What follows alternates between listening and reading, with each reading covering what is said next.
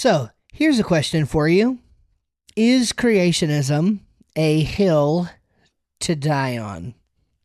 Is creationism a hill to die on? Welcome into another episode of the Winsome Creationist. I want to speak with you just kind of candidly, a little bit stream of consciousness today about this question. Is creationism a hill to die on? Because I'll be honest, throughout my time speaking publicly to the issue, I think this has been a hard question for me to answer because it is an important hill to die on, I believe, in one sense, and in some other senses, maybe it's not a hill to die on. And so maybe what we can do is we can break this larger question down into a few smaller questions, and probably some of these smaller questions would each deserve their own podcast episode. But let's just talk about it in this context, all right? Is creationism important? Specifically, is being a young age creationist important? Is it a hill to die on? So let's start there. What do we mean by is it a hill to die on? Well, I guess what we're really asking there is this something that we must plant our flag on and say that it rises to the level of importance as, say, certain other doctrines? For example, is it just as important to say that the creation is young as it is to say that God is a Trinity? Well, now when we ask that question, the answer seems clearly no. Obviously, the question, did God create anything at all, is on par with the same kind of thing. Believing that God is a Trinity without believing that God is the creator is kind of strange. They're both sort of, just important aspects of Christian doctrine and teaching in general. So clearly, when we look at it that way, being a young earth creationist is not, on the same level as being Trinitarian, because if you're not Trinitarian, then you're not a Christian. Okay, which goes to the next question. Well, can one not be a young age creationist and, in fact, be a Christian? Well, the answer to that question is, of course, yes. Of course, you can be a Christian, someone who does not have a correct theology or doctrine of creation, and yet still be someone who Christ loved and whom he died for, and whom, you would accept that free gift of grace. And so, certainly creation, another way this is often asked and dealt with is creation a salvation issue? Well, again, the answer seems to be no, in the sense that you can be saved and not be a young age creationist. So that sort of clears a few things up, okay? Is it a hill to die on when we're talking about very important things like salvation? I would say the answer is no. Now, is it a hill to die on in broader worldview considerations? I would say the answer to that is yes. So, if you have a evolutionary worldview, I understand some of you are going to be upset hearing me even say those two words together, because I've heard all the comments before, well, there's not an evolutionary worldview. Well, there is. There is an evolutionary worldview. And the reason I say that is because I think if you look at naturalism, and then you look further to philosophical naturalism, right? This idea that we can only use the natural world to explain how things came to be. That forms the foundational basis of an evolutionary worldview, okay? And it's a bit odd to try to detach logical sort of implications of the evolutionary worldview from the evolutionary worldview itself. So, for example, you have folks like, a lot of people in the intelligent design community who claim to espouse, say, common ancestry, but they don't espouse the evolutionary mechanisms. But then you've got folks in, say, the biologos sort of camp. A lot of British Christians sort of just accept, like, evolutionary teaching as truth, and say that, well, God used evolution to create. Now, the problem is, well, there's multiple problems, but theologically and biblically, again, the young age creationist argument would just simply be that doesn't work because it goes against things that the Bible actually says. Now, it's not the purpose of this episode to kind of tease those things out. But in the broader worldview consideration, if you are someone who believes that the evolutionary process of Darwinianism, is the truth about the biological history of life on Earth, then I would say that you don't have a biblical worldview. You may be a Christian, but you don't have a biblical worldview. Now, we could take that further. Do you have a biblical worldview if you're simply what we would call an old earth creationist or an old age creationist, someone who, say, doesn't take the evolutionary history of life on Earth, at least not some of it. You accept some of it and not other of it.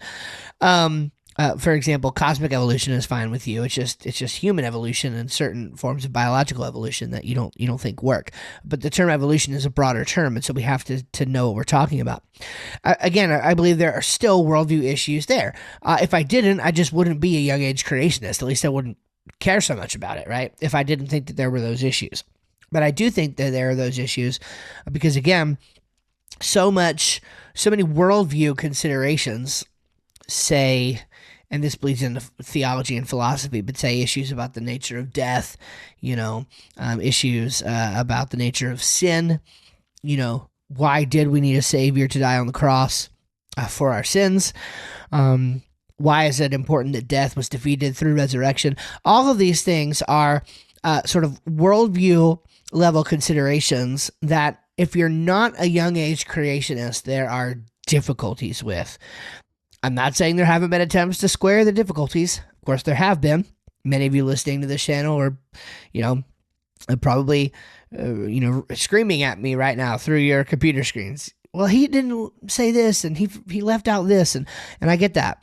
What I'm saying is from a creationist perspective, we see biblical and theological problems, and therefore we do believe that it's a hill to die on. Now, let me say one more thing about the idea of the evolutionary worldview specifically, because I think what can happen is there's this tendency to say that, well, evolution is something distinct from naturalism, such that evolution theoretically could be a process that God used to create. It doesn't necessitate naturalism. Well, I would just invite you to think, and I'm not one to, point with a glowing review to, to Richard Dawkins, but I think we should consider his point that he made that that Darwin made it possible to be an intellectually fulfilled atheist. I think that's a point that he would still stand by today, and that many do stand by. Now, I disagree with the point, of course, but I think many people just simply believe that Dawkins was right about that Darwin did make it possible to be an intellectually fulfilled atheist. And so I think a great deal of the world rightly sees a sort of inextricable connection between naturalism and the evolutionary course of life on Earth. And again, even the intelligent design folks who take more of a common ancestry sort of idea, but disagree with the idea that God basically set the evolutionary process in motion from the beginning and then just let it carry on, would agree as well. So So these are all considerations. Again, we're just thinking out loud here. Is creationism a hill to die on? I'll tell you where the last place where I think creationism is absolutely a hill to die on. Okay, and this is where, this is with the a very specific focus on, the reason for what Jesus did for us. Why did God have to send his son to die on a cross for us? Now, we've already talked about the fact that you can be saved, you can believe that Jesus did that, and be a Christian. The question where I would extend that is I would ask, okay, yes, you can believe that, but can you believe that coherently as what I would call an old age or a no age creationist? Okay. And this is probably the most important point when it comes to this question. Is creationism a hill to die on? Why do you talk about this so much? Who cares? Well, this is why. Because if death was not an enemy, if death is not bad, if death is not an enemy that needs to be defeated, then why not only did Christ come to defeat death and did defeat death, but then over and over again the Bible reaffirms that the mission of Christ was to accomplish the destruction of death.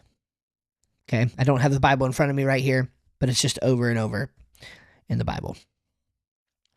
The abolition of death is the idea, is the most important idea in the creation debate. And so when you look at it that way, it is very difficult for us, especially when so many biblical statements seem very clear about this as well, direct biblical statements.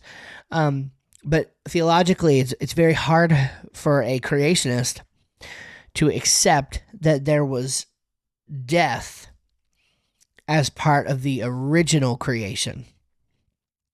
I really just want to get this logical point in there, okay?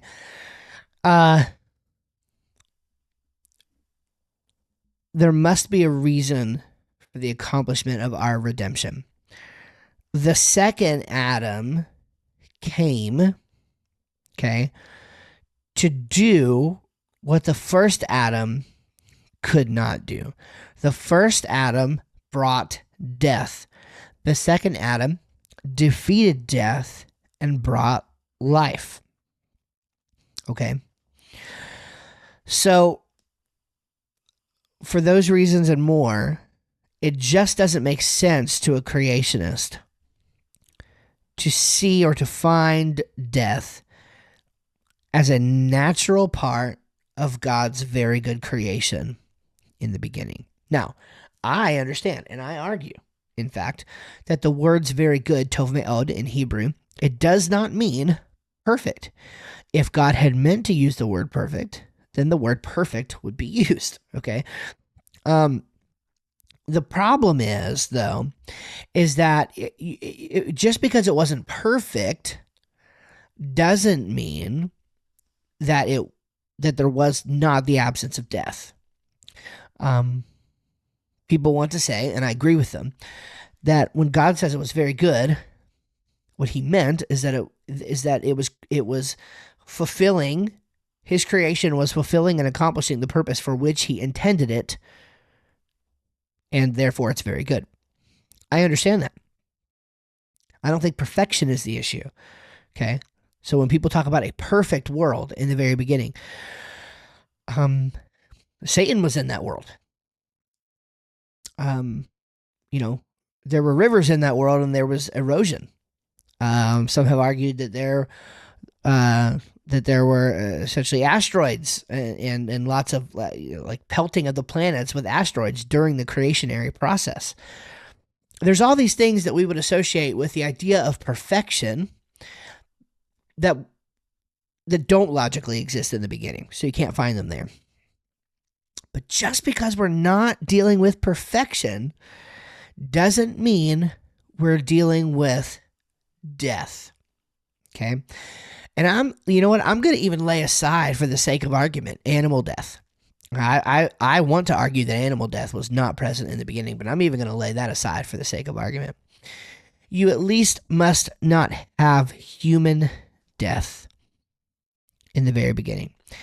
And old age creationists, no age creationists, evolutionary creationists, everybody else except a young age creationist is going to have theological problems with human death in the very beginning. Okay? Because in all of those views, the earth is billions of years old, and the fact remains that humans had ancestors.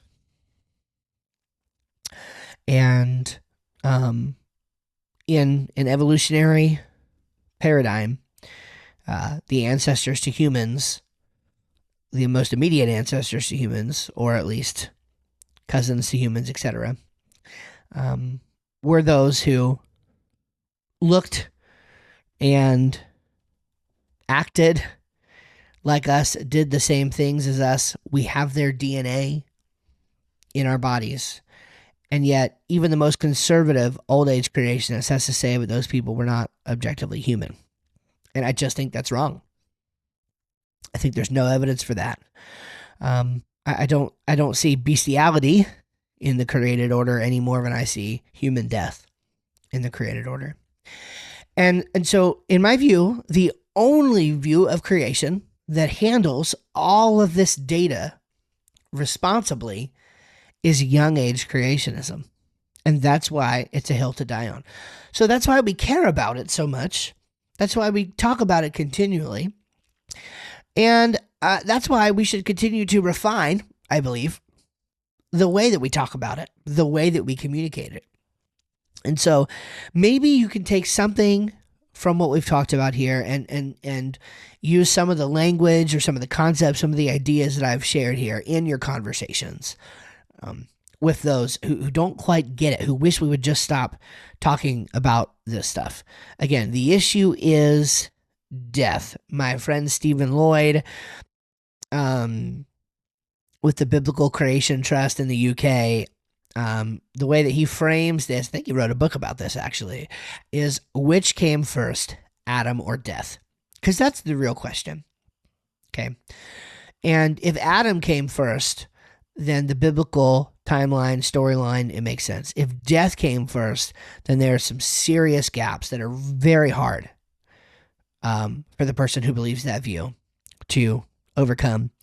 And indeed, again, I don't have like hard data on this, but my perception, kind of being in this world, is that most Hebrew scholars are not in favor of the view from a biblical study standpoint. They don't believe that something like old age creationism is true. Most Hebrew scholars who are not young age creationists still believe that the Bible teaches young age creationism, or that the biblical authors rather believed young age creationism, but that the Bible doesn't prescribe that belief for us today. They've moved into more of a no age, if you will, position than an old age position, because the old age position just does not have good support biblically or theologically. So that's kind of where I stand.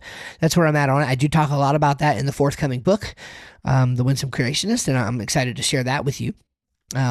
Still working on the editing there. And I hope this has been helpful. Again, a little bit more of a brainstorm, like I sometimes like to do, and just kind of talking out loud. But if you disagree, please let me know where and how. Otherwise, I think we covered the issue pretty comprehensively. All right. God bless you guys. Take care. Catch you on the next one.